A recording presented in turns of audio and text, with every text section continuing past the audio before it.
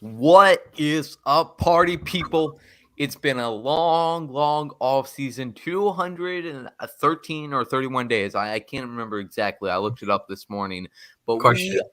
are here live 1 hour before the Packers finally kick it off for the 2021 seasons against the New Orleans Saints in Jacksonville. Big B, how are you feeling? Starting to get some nerves in. Super excited. Yep. Just ready to have some Packers football back on my television. Right. I'm like, yesterday, this past week, we weren't too worried. We were just like, man, I'm just so ready for Packers football. But now I'm starting to get like, oh my God, getting a little nervous about winning, losing. Like I actually care about that stuff now. Yep. Um, I think they'll win it, but Yep. let's head to the inactives. We wanted to get a live stream in here in place of our final hype video that we did last year. If you remember those, if anybody watched them, just quick live stream here, get some final hype, final thoughts out, talk about the injured report, and any other thoughts since our last episode. So let's do this. Big B, I got some good news and I got some bad news for you on the inactives list. What do you want to hear first? Let's hear the bad news. Get out of the way. The bad news is that Marshawn Lattimore is playing, which we kind of expected that this Friday, but then yesterday he was listed as questionable. So we were like, maybe there's a chance. And they literally have like Taysom Hill at cornerback if they didn't have Marshawn Lattimore playing. So that's fine. We'll still be all right. Their cornerbacks still are pretty weak outside of Marshawn. I wasn't going to say pretty bad or insult them too much because I don't want that to come back and bite me. On to the good news, though, is linebacker Zadarius Smith is playing for the Packers, which we weren't so sure about this week. So that's always good.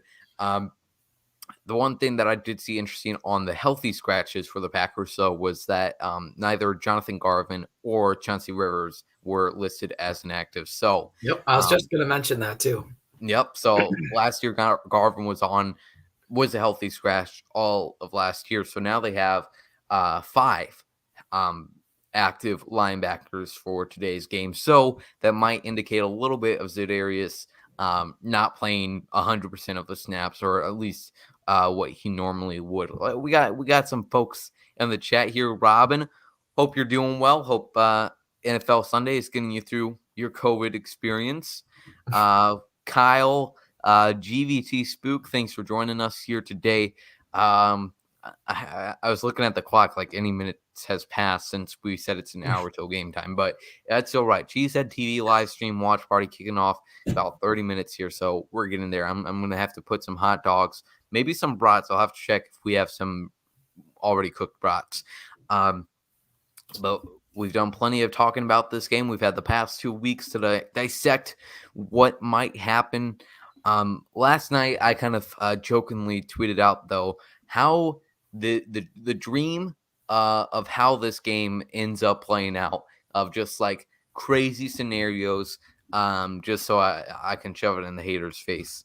And one of them was 2 interceptions for Kevin King, because I'm always going to root for whoever people like to hate on, especially when that hate is undeserved. So 2 interceptions for Kevin Keene, 2 incredible touchdown catches for MVS. I think I had Randall Cobb somewhere on there. And then also suddenly the sun goes down at 3 p.m. in Jacksonville, or 4 p.m. in Jacksonville, and it's 70 degrees. Yeah. So Big B, what would be one thing that you would absolutely love to see in today's game? Oh, absolutely love to see. Well, I'd love to see a couple MVS touchdowns because I'm getting my ass kicked in fantasy, and I kind of need that right now. But just Aaron Rodgers just balling out, 5 touchdowns, 400 yards. Let's do it. Man. Might as well. Like this is it. Yes, I don't want to like devalue or like undersell my excitement for week 1, but I'm already I think when you've made it to the NFC Championship game the past 2 years, I think it's kind of hard to not already be looking forward to January. Mm-hmm. And I mean, obviously there's a lot of stuff that has to come before that. we should probably just focus on winning today's game. But hey, got to go 1-0 every week. yeah. Hopefully this is not the mindset of the Packers, but I'm already looking at that NFC Championship game date, and we might not even make it to that. Like with how, I wouldn't say easy, but with how simple it's been these past 2 years, it's kind of easy to forget how hard it is to get to that point. But the Packers have a very talented team. Hopefully we can get by today and for the majority of the season without any major injuries. After David Bakhtiari comes back, have a very solid offensive line. Offense would really be set at that point. I'm really looking forward to having David back, obviously. But Elton really isn't going to be.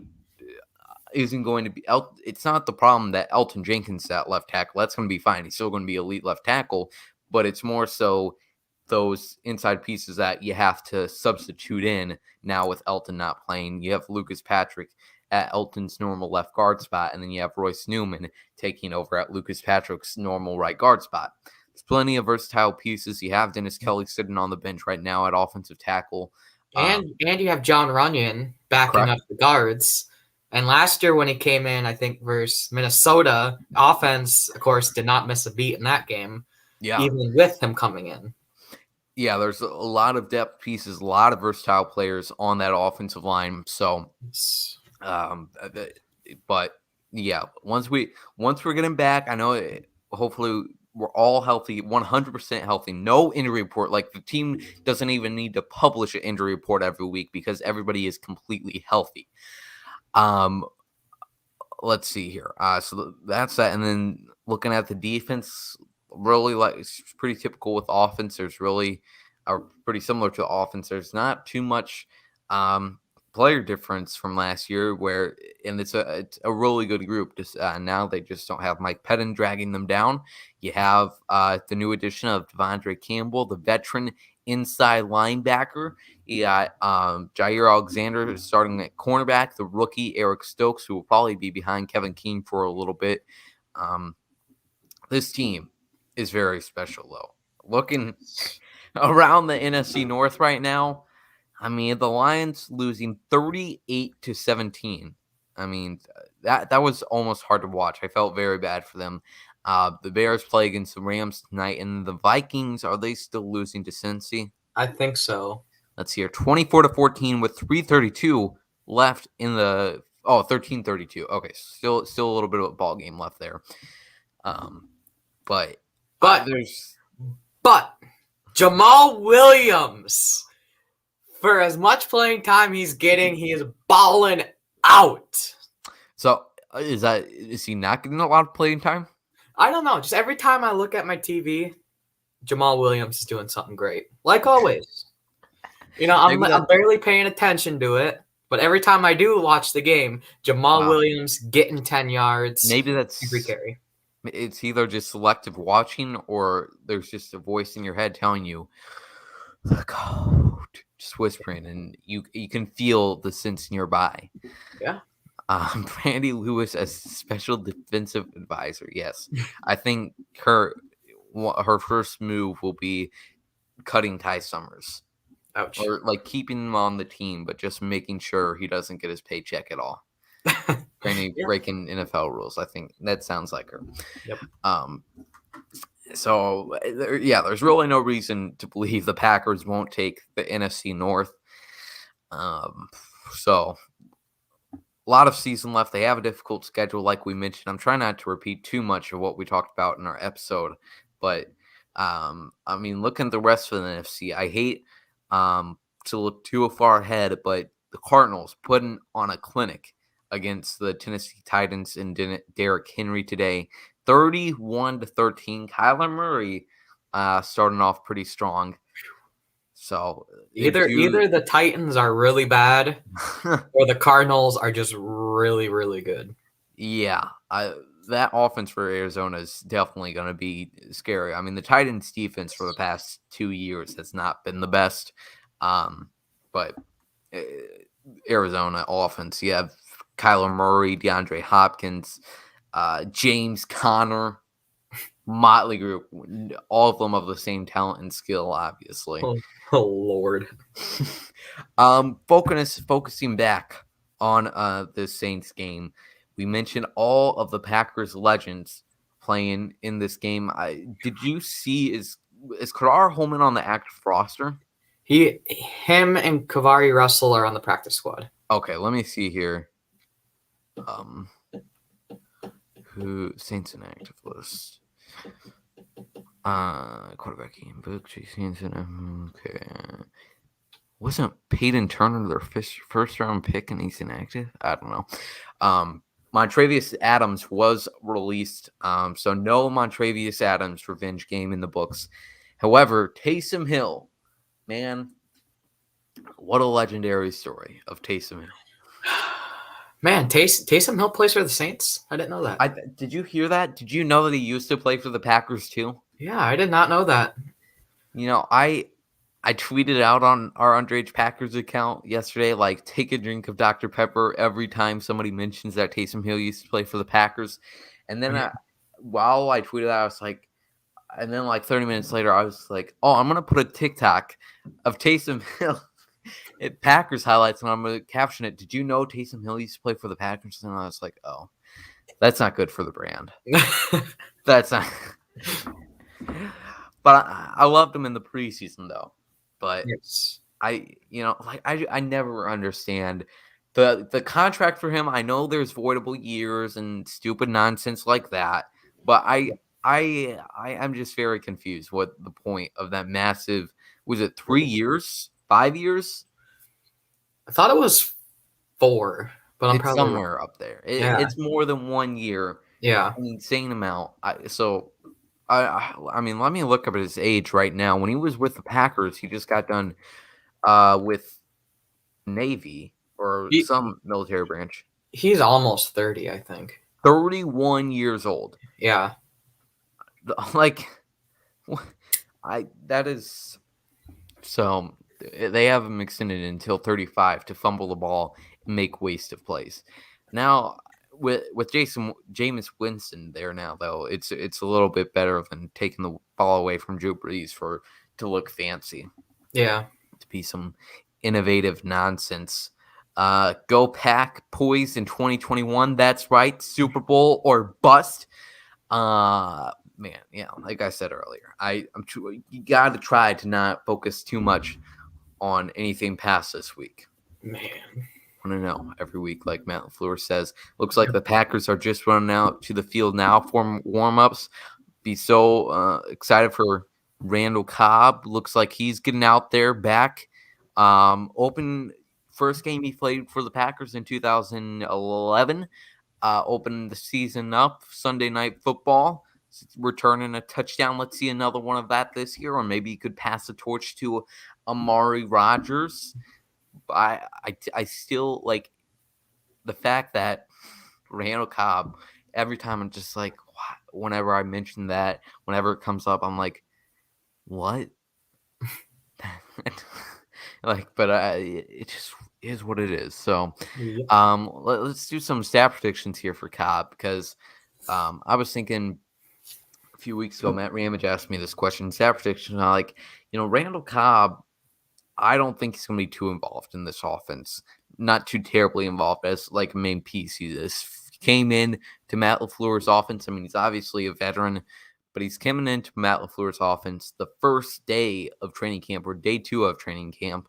Like I mentioned, he's a veteran, so it's not like this is all foreign from him, but he's not going to be used as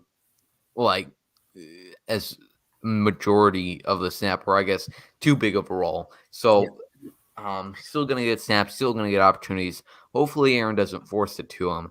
But I guess I'm saying somewhere in the 500 to 600 yard range, and then 7 touchdowns seems too high, but 5 seems too low. So I'll say 5 to 7 range for touchdowns. All right, I'll go with 589 yards. Okay. And let's go 6 touchdowns. All right, 589. That's really specific. If you're right, that'd be incredible. I know. I'm trying to get that. I don't know what I'm saying. Get that But sweet spot. Get the yes. bold prediction mecca. Yep. Let's see other wide receivers. MBS. Hopefully, like Perry said, this on our episode this week, if he could just hold on to 2, 3, or more of those last year, dude would have had 800 yards, 8, 9 touchdowns. All he's got to do this year is hold on to those, and I think with what he proved last year, he should be getting more opportunities. So I'll say here, depends on injuries. If Devontae Adams goes out, he's going to be the wide receiver number 1, and he's going to get a lot more opportunities. But I'll say 850 yards for MBS, 10 touchdowns. Ooh. I'll go with 957 yards and let's go with 11 touchdowns for MVS. Okay. 11. Wow, we're both pretty optimistic on those touchdown totals. Devontae Adams, he's going to be somewhere over 1,000 yards, somewhere over 10 touchdowns at the least. I don't think we need any predictions on him. Yep. Let's see here. Very professional here. Checking my phone. Any other predictions? This is just such an entertaining live stream, guys. Yep. Got Aaron Jones. I guess. What do you think?